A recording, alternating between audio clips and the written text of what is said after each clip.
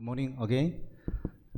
I think the Professor Raphael wake you up, but I'm worrying make you back to sleep. But I try to keep you wake up.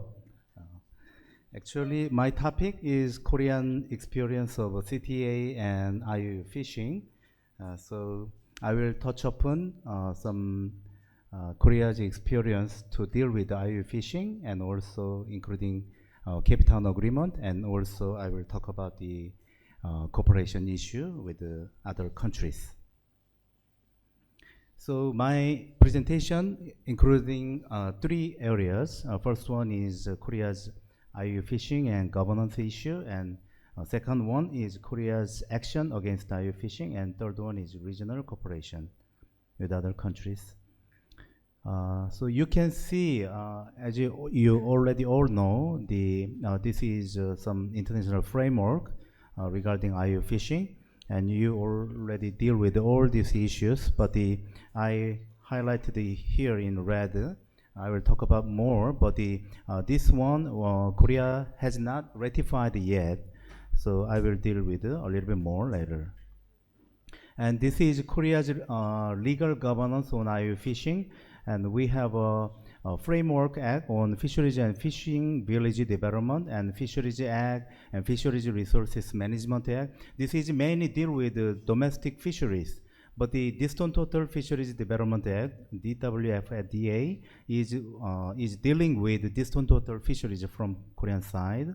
And I would also highlight that recently we enacted the Sustainable Coastal and Offshore Fisheries Development Act.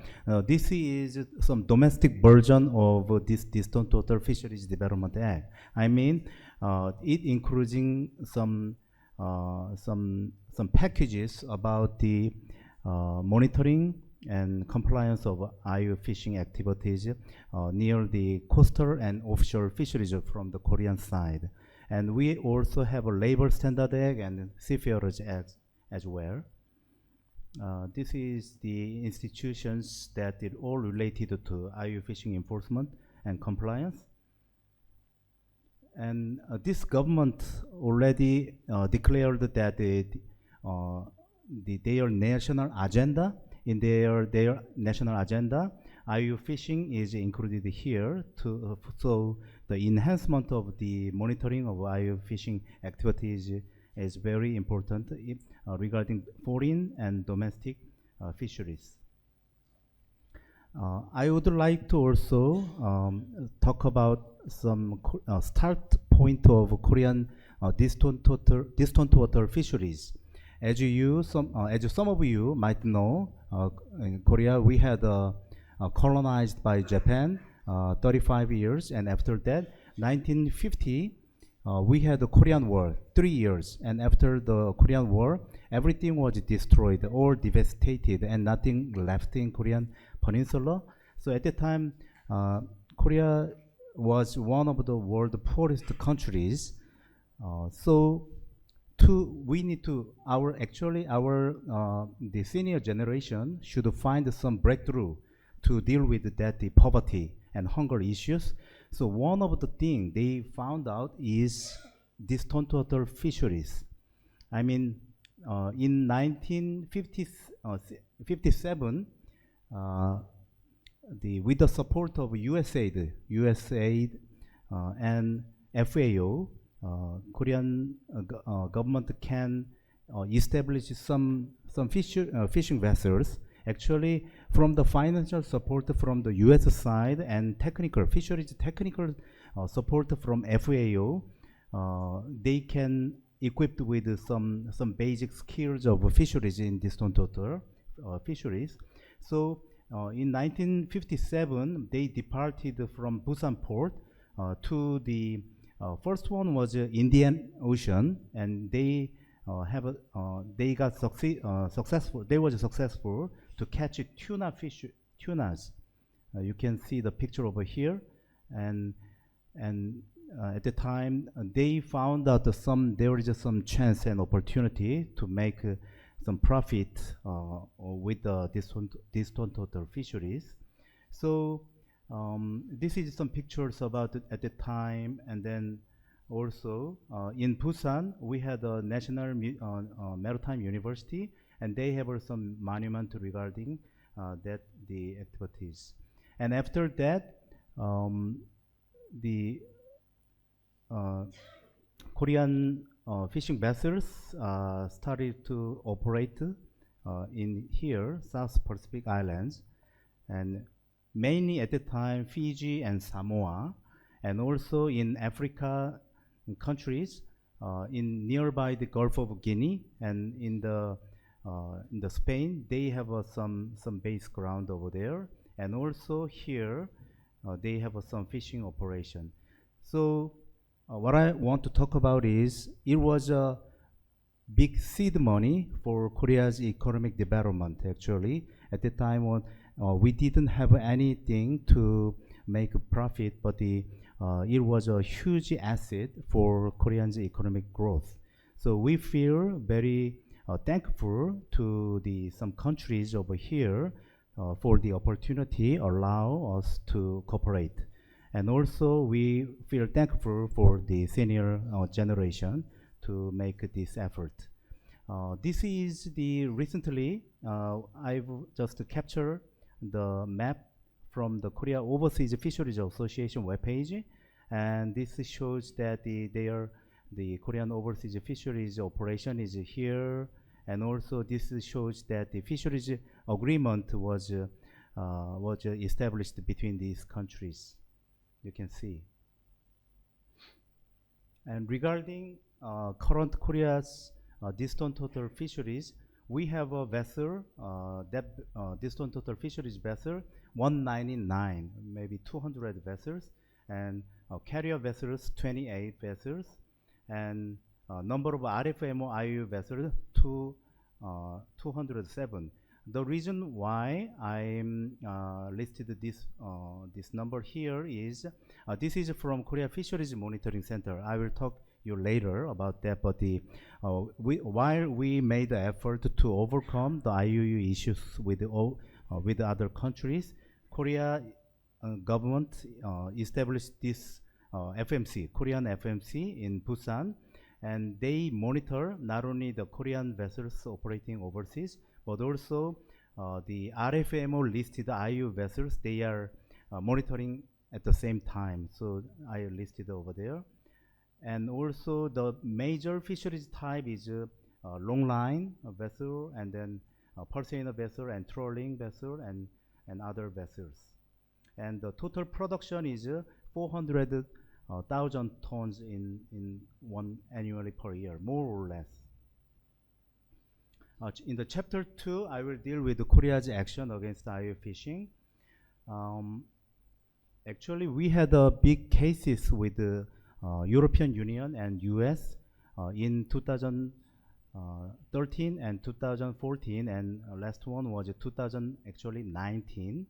And there was, like other some fish IUU cases, some Korean fishing vessel operated during the non-fishing period in the West African countries, waters, and also in the Camella Convention area, they catch toothfish, but without permission or overcatch it in the location. So EU and US raised the issue with Korea and asked us that we have to some effort for the countermeasure to fight against IUU fishing. So after that, it was a huge issue to Korean government and then Korean fisheries industry. So we made the effort, the regulatory and then we changed the regulatory framework. The first one is the port state measure ratification, port state measure agreement ratification and implementation. We incorporated these clauses into the related act, and we actively enforced these measures. And second one is every Korean distant total fisheries vessel should install VMS, vessel monitoring system, in the ship. And also, we introduced the catch document scheme, CDS, and then we actively implemented it. It's based on the FAO's voluntary guideline, and then at this moment we are implementing only 3 species, mainly from the African waters. So croakers and then sawari species, and I'm talking about the when we catch in the West African the waters, and then when the catch the fishy imported to Korea, they need to get catch document certificate from the local authorities. So this is croakers species, and then this is very popular in Korea, and then from the usually West African countries, Guinea-Bissau or Senegal, it is catched and then imported to Korea. And also some provision regarding prohibition of possession and distribution and processing and storage and sale of catches from illegal fisheries was incorporated to the related act, and it is actively implementing at this moment. And also we have a national control over Korean nationals clause. It means that not only fisheries owner, but also the fishers or the fishing crew who was involved in illegal fisheries can be punished by related authorities. And we also vibrated and then strengthened the international observer program. And also every fishing vessel owner must designate the safety manager on board, and also Ministry of Oceans and Fisheries should appoint maritime safety supervisor who supervise this kind of effort and activities from the private business. And also if the violation occurs, the most important thing is the get rid of the profits from the illegal activity is very important. So Korean government incorporated not only criminal penalties but also administrative fines and sanctions altogether. So this is the regulation and the languages regarding that that prohibiting IUU fishing in distant water fisheries development act. And like other countries, we lifted up all the IUU fishing activities, and this is prohibited by country. But some notable thing is that in the red color, this year, not only the traditional illegal fisheries, illegal fishing activities, but also some, if the fisher use the explosive and weapons or electricity or some hazardous substance to humans, if they use this kind of tools, it is also incorporated with the IUU fishing activities. So it is deal with the equal level. And also this is the more detailed language regarding administrative fines, and it describes that the government will extract the profits from the IUU activities, and then the calculations are like that. It's 5 times the value of relevant fisheries products based on the average wholesale price of last 3 years. So it is focused on some economic sanctions. And also this is the criminal penalties. So it's cumulatively, duplicatingly, it's applicable to the illegal fishers. So And one notable thing is if some person is doing this illegal activities again within 5 years, it can accumulate more heavier sanctions to their activities. And okay, this is some picture about the Korean FMC. And previously, when we have a catfish program in Busan, we visited these facilities and we look around the monitoring screen, and then we got an explanation from them. But I captured this picture from their presentation. So this is not only from the Korean telecom techniques, but also it is affiliated with the other satellite, the techniques from EU and Inmarsat and other countries. So I've heard that they are monitoring every 1 hour, but if some fishing vessel is suspected of IUL fishing, then the signal duration is more closer. I mean, even 1 minute they are try to track down where is the location, and then they FMC send out some warning signal to the fishing vessel, stop, or they come back to the normal position or something like that. So they are monitoring regularly against IUL fishing. And not only the activities, but also to the domestic and then the Korean distant fishing vessel, they are actively engaging in other countries and try to sharing capacity building to using their fisheries monitoring center with the Senegal and Vietnam and Myanmar. And also, okay, maybe I have to deal with today's main topic about safety issues. So I briefly summarize about the Cape Town Agreement, the effort from Korean side.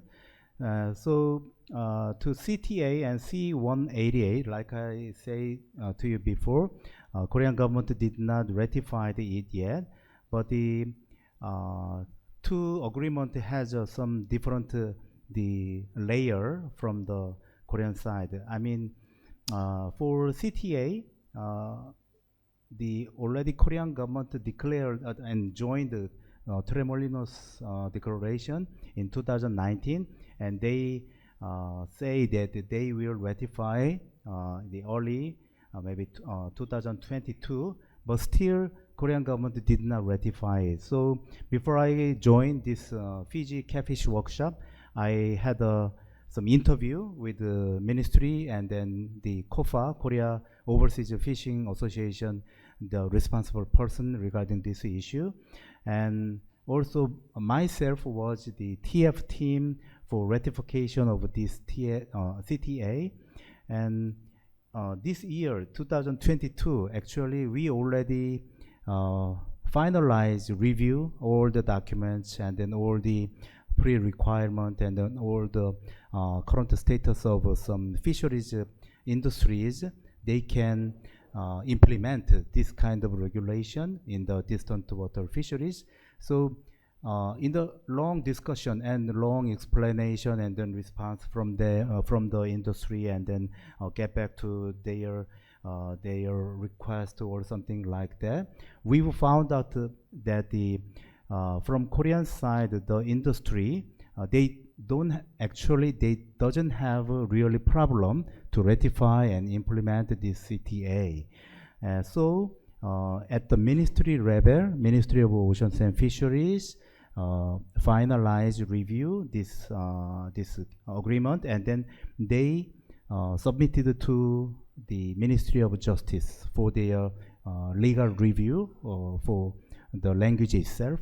And I think that it takes time. It takes time from their side, but the KOFA, the responsible person, and then industry people say they did not actually not much big obstacle to implement it. So I personally, I hope that the Korean government go ahead and then ratify this CTA agreement. And also, while I'm interviewing and then made a consultation with the KOFA and then industry person, they say in the safety matter of the Deukhoon turtle fishing vessel, they already equipped with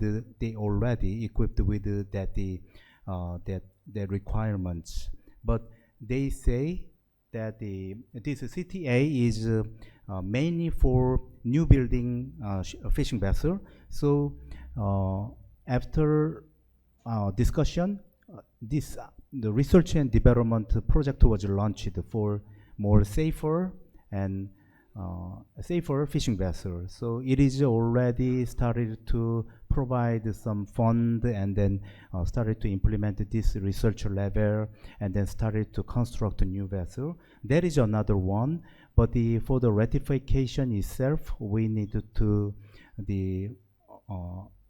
again highlight to the government to go ahead.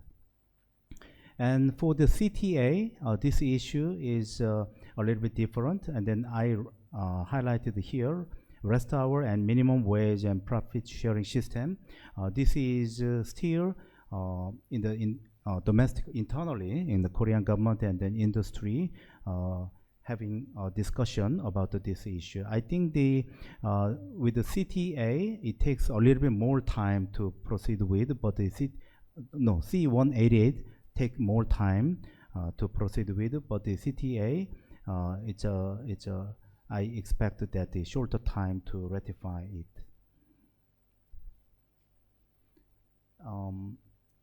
So a little bit more detail about CTA is, like I said before, the main focus is new building, new construction of a fishing vessel, and then their design and should be equipped with is applicable for the safety standard for the CTA.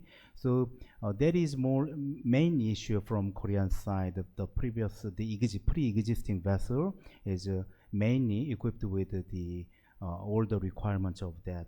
You can refer to it. And in the chapter 3, I will deal with some Korean regional cooperation on IU fishing. You can see this map, and as you know, the EEZ is 200 nautical mile from the coastline, and this is Korean Peninsula, and North Korea and South Korea, China and Japan. We have a duplicating EEZ zones. So to be honest with you, we did not make a conclusion to deal with this maritime delimitation issues, but we cannot wait for the conclusion. But so the Korean government and then Chinese government and Japanese government made some agreement regarding the preliminary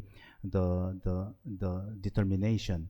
This is a provisional measure zone between China and Korea, and this is the middle zone between the Korean government and Japan. This is about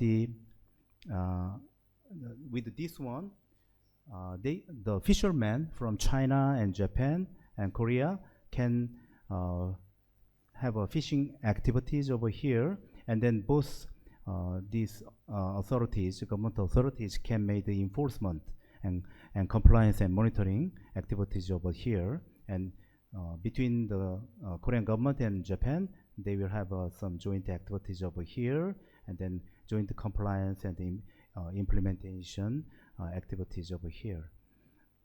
So I think maybe Ms. Gina Kim, she will arrive tomorrow, and she will deal with this issue more detailedly. But some joint implementation and compliance of the IUU fishing regulation to some foreign fishers is very important issue to hear.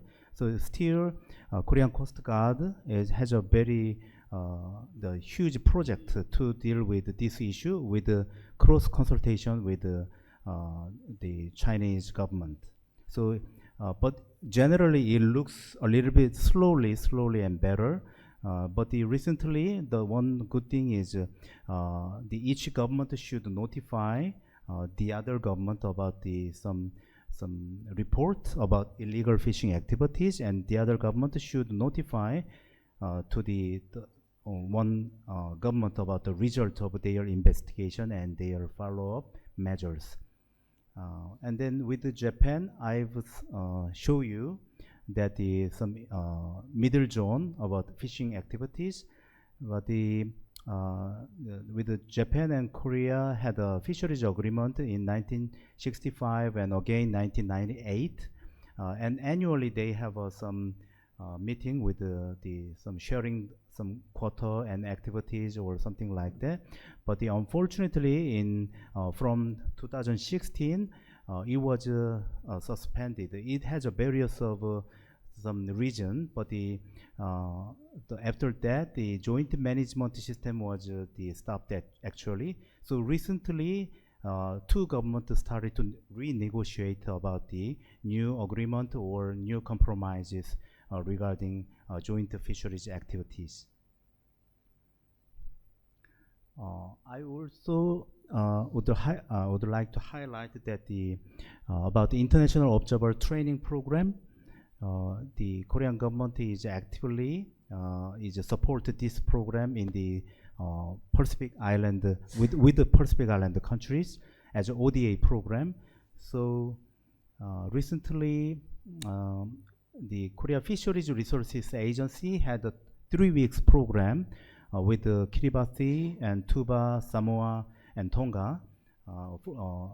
This year, 4 countries, and then they have trained the inviting some fisheries public official and then young students to Korea and had a good workshop. And this picture is shows the farewell dinner. And also, Korean government is supporting FAO's PSMA workshop to various countries. This is shows with the Uruguay, they have some educational program. And also, the last month in Busan, Korea, Korean government had a capacity building workshop on the implementation of a PSMA as a Korean ODA program. So they, as far as I know, their goal is they want to establish some fisheries training hub in Busan and inviting some fisheries implement and compliance officers to Busan and give out the lectures for their capacity building. So, and then as far as I know, this is a little bit more focused on the technical aspect, technical training about the PSMA implementation. And to deal with some and develop some cooperating issues, we established the BADA program. BADA is in Korean, means ocean. And we established this program, invitational program, and we had a good opportunity to have a discussion about some developing new cooperating agenda, including IU fishing. And with the Pacific Island countries, we have a good experience with the conference. In 2022, we had a local conference in Suva, Fiji. We invited 10 Pacific Island countries and tried to have a new cooperative project with the countries and Tuvalu and Tonga and Kiribati and other countries. In 2023, Korean government had the first Pacific Island summit meeting in Seoul and Busan. So at the time, we had some affiliated side event conference in the ocean and fisheries. So at that time, the very high level, the prime minister or president from the Pacific Island countries visited Korea, and we had a very good the conversation and discussion for the new cooperation. This is also the regarding BADA program, and you can refer to it. And so, in conclusion, As I said before, I think this Catfish Academy workshop is a very good platform. We can exchange our views each other, and we can share some experience from Pacific side to Korea, and then from Korean side to Pacific Island. So I think this is very important opportunity for both of us, and also the IU fishing cannot be solved in just from one countries. With other countries cooperate together, we can deal with these issues a little bit more and more, a little bit step by step. So that's what I'm prepared for today. So thank you so much for your listening and attention. Thank you.